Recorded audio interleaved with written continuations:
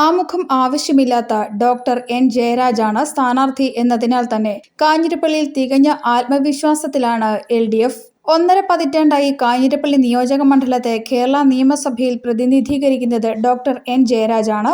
കാഞ്ഞിരപ്പള്ളിയുടെ MLA ആവുന്നതിനു മുൻപ് ഇന്നത്തെ കാഞ്ഞിരപ്പള്ളി നിയോജക മണ്ഡലത്തിന്റെ ബഹുഭൂരിപക്ഷം പ്രദേശങ്ങളും ഉൾപ്പെടുന്ന വാഴൂർ നിയോജക മണ്ഡലത്തിന്റെ പ്രതിനിധിയായിരുന്നു അദ്ദേഹം. മുൻ മന്ത്രിയും ദീർഘകാലം വാഴൂരിന്റെ MLAയുമായിരുന്ന K. നാരായണക്കുറുപ്പിന്റെ മകൻ എന്ന മേൽവിലാസത്തിൽ രാഷ്ട്രീയ രംഗത്തെത്തിയ ഡോക്ടർ എൻ ജയരാജിന് സ്വന്തമായി മേൽവിലാസം കരുപിടിപ്പിക്കാൻ ഏറെ നാൾ വേണ്ടി വന്നില്ല.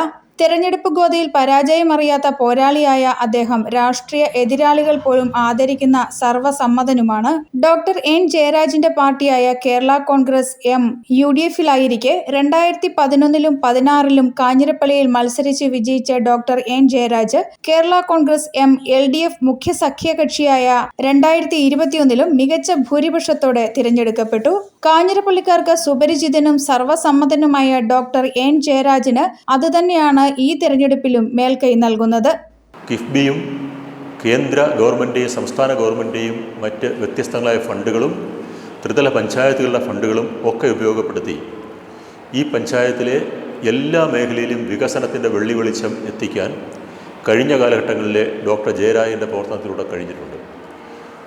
മാത്രവുമല്ല, കാഞ്ഞിരപ്പള്ളി താലൂക്ക് ഗവൺമെൻറ് ഹോസ്പിറ്റലിൽ നടപ്പിലാക്കിയ കാത്തിലാവ് ഉൾപ്പെടെയുള്ള വൻപിച്ചോതിലുള്ള വികസനം, കേരളത്തിലെ തന്നെ 5ാമത്തെ സ്പോർട്സ് സ്കൂളായിട്ട് കാഞ്ഞിരപ്പള്ളി കുന്നംഭാഗം ഗവൺമെൻറ് ഹൈസ്കൂളിനെ ഉയർത്തുന്ന വലിയ പ്രവർത്തനം, ഈ നിയോജകമണ്ഡലത്തിലെ ജനങ്ങൾക്ക് ആകെ പ്രയോജനപ്പെടുന്ന വെള്ളാവൂരിൽ ആരംഭിച്ചു കഴിഞ്ഞിരിക്കുന്ന ആദ്യത്തെ നേഴ്സിംഗ് സ്കൂൾ, അങ്ങനെ വ്യത്യസ്തങ്ങളായ മേഖലകളിൽ ജനങ്ങൾക്ക് ഉപകാരപ്രദമായ ധാരാളം പദ്ധതികൾ അഴിമതിയുടെ കറപുരളാത്ത പൊതുപ്രവർത്തന പാരമ്പര്യമുള്ള ഡോക്ടർ ജയരാജിലൂടെ പൂർത്തീകരിച്ചിട്ടുണ്ട്.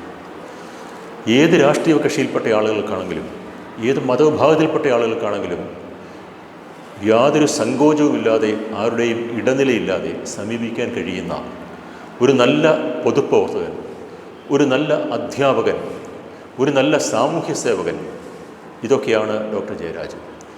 അതുകൊണ്ട് തന്നെ ഈ നിയോജകമണ്ഡലത്തിൻ്റെ മുഴുവൻ ആളുകളുടെയും മനസ്സിൻ്റെയും മനസാക്ഷിയുടെയും അംഗീകാരം ഏറ്റുവാങ്ങി ഒരിക്കൽ കൂടി ഡോക്ടർ ജയരാജ് വികസന സ്വപ്നങ്ങൾ കാഞ്ഞിരപ്പള്ളിക്ക് സാക്ഷാത്കരിച്ച് നൽകും എന്ന് ഞങ്ങൾക്ക് ഉറപ്പുണ്ട്.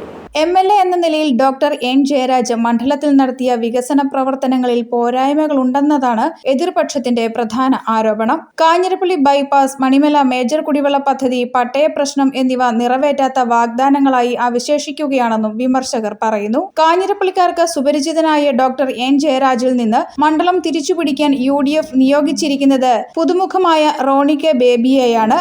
UDF സ്ഥാനാർത്ഥിയായി പല പ്രമുഖ കോൺഗ്രസ് നേതാക്കളുടെയും പേര് പറഞ്ഞു കേട്ടിരുന്നു. ഒടുവിൽ സ്ഥാനാർത്ഥി പ്രഖ്യാപനം വന്നപ്പോൾ പലരും ഒന്നമ്പരന്നു. കാഞ്ഞിരപ്പള്ളിയിലെ കൊച്ചുകുട്ടികൾക്ക് പോലും പരിചിതനായ ഡോക്ടർ എൻ ജയരാജിനെ നേരിടാൻ മണ്ഡലത്തിൽ അധികമാരും അറിയാത്ത പ്രൊഫസർ റോണി കെ ബേബി മതിയാവുമോ എന്ന് പലരും നെറ്റിച്ചുളിച്ചു. എന്നാൽ ഭൂമിയുടെ രാഷ്ട്രീയം പഠിക്കുകയും ഭൂമിയുടെ അവകാശ പോരാട്ടങ്ങളിൽ മുൻനിരയിൽ നിൽക്കുകയും ചെയ്ത അദ്ദേഹത്തെ മണ്ണിന്റെ വിലയറിയുന്ന കാഞ്ഞിരപ്പള്ളിക്കാർക്ക് പെട്ടെന്ന് മനസ്സിലാവുമെന്ന് UDF കരുതുന്നു. കോർപ്പറേറ്റുകൾ കേരളത്തിലെ ഭൂമി കയ്യേറ്റത്തെക്കുറിച്ച് സമഗ്ര ഗവേഷണം നടത്തുകയും ഗ്രന്ഥരചനകൾ നടത്തുകയും ചെയ്ത പ്രൊഫസർ റോണി പീരുമേട്ടിലെ TR&T എസ്റ്റേറ്റിനെതിരെ നടന്ന ഭൂമി സമരത്തെ മുന്നിൽ നിന്ന് നയിക്കുകയും ചെയ്തു. രാഷ്ട്രീയത്തിൽ ദൈക്ഷണികതയും സമര തീഷ്ണതയും കൊതിക്കുന്നവർ അധ്യാപകനും പ്രഭാഷകനും കൂടിയായ പ്രൊഫസർ റോണിയെ അംഗീകരിക്കുമെന്നാണ് UDF പ്രതീക്ഷ.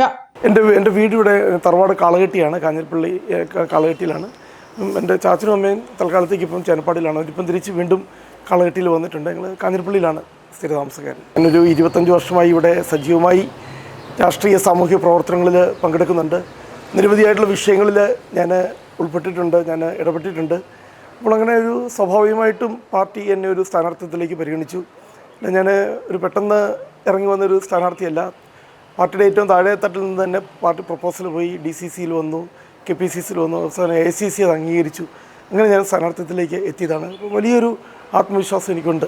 ബി.ജെ.പിക്ക് ശക്തമായ സാന്നിധ്യമുള്ള കാഞ്ഞിരപ്പള്ളിയിൽ കേന്ദ്രമന്ത്രി ജോർജ് കുര്യനെ എൻ.ഡി.എ രംഗത്തിറക്കിയത് വ്യക്തമായ ലക്ഷ്യത്തോടെ തന്നെയാണ്. ബി.ജെ.പിയുടെ ആദ്യകാല നേതാക്കളിലൊരാളായ ജോർജ് കുര്യന്റെ സ്ഥാനാർത്ഥിത്വത്തിലൂടെ ക്രിസ്ത്യൻ ന്യൂനപക്ഷത്തിൽ സ്വാധീനം ഉറപ്പിക്കാൻ കഴിയുമെന്ന് ബി.ജെ.പി പ്രതീക്ഷിക്കുന്നു. ബി.ജെ.പിയുടെ ഉറച്ച വോട്ടുകൾക്കൊപ്പം അധിക വോട്ടുകൾ കൂടി ചേരുമ്പോൾ അത്ഭുതങ്ങൾ സംഭവിക്കാമെന്ന് എൻ.ഡി.എ കരുതുന്നു. ജനാധിപത്യ സംഘം കാഞ്ഞിരപ്പള്ളി മണ്ഡലത്തെ സംബന്ധിച്ചിടത്തോളം വളരെ പ്രതീക്ഷയോടെയാണ് ഞങ്ങൾ പ്രവർത്തനങ്ങൾ ആരംഭിച്ചിരിക്കുന്നത്.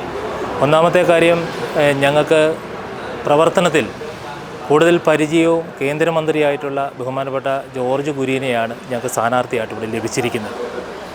ഇന്ന് കേരളത്തിലടക്കം ഇന്ന് കാഞ്ഞിരപ്പള്ളിയിലെ ജനങ്ങളും രാജ്യത്തിൻ്റെ വികസനത്തിനൊപ്പം നാടിന് വികസനം വേണം എന്ന് ആഗ്രഹിക്കുന്ന കാഞ്ഞിരപ്പള്ളിയിലെ പ്രബുദ്ധരായ ജനങ്ങൾ ഇന്ന് ദേശീയ ജനാധിപത്യ സഖ്യത്തിനോടൊപ്പമാണ് ഇന്ന് കാഞ്ഞിരപ്പള്ളിയിലെ ഒപ്പമാണ് നിൽക്കുന്നതെന്ന് പറയാൻ ആഗ്രഹിക്കുകയാണ്.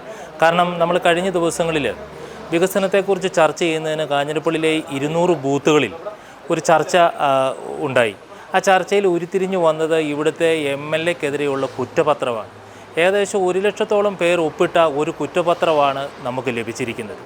അപ്പം ഇന്ന് വികസനമാണ് ഇവിടെ ജനങ്ങൾ ആഗ്രഹിക്കുന്നത്. കഴിഞ്ഞ 20 വർഷമായി മുന്നണികളുടെ ഭാഗമായി നിന്ന MLA ഈ നാടിന് വികസനങ്ങൾ കൊണ്ടുവരാൻ അദ്ദേഹത്തിന് സാധിച്ചിട്ടില്ല എന്ന് മാത്രമല്ല, അദ്ദേഹം തുടങ്ങി വെച്ച ചെറിയ ചെറിയ പദ്ധതികൾ പോലും പൂർത്തിയാക്കാൻ സാധിച്ചിട്ടില്ല.